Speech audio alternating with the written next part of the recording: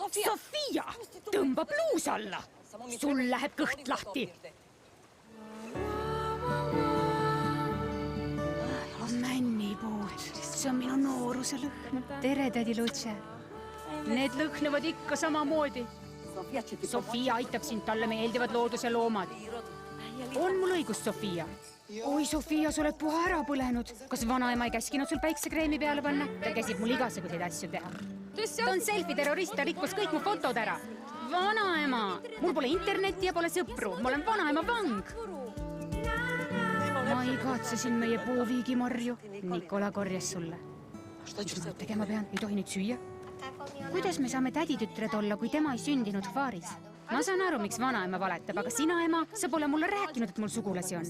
Ära kaeva vanades asjades. Sa kaevad kogu aeg, kuigi palusin mitte rääkida temast.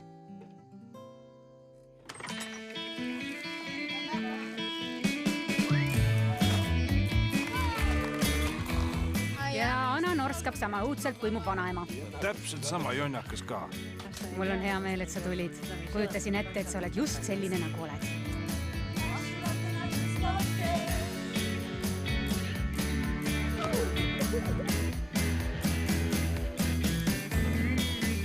Kuidas ma lendama õppisin?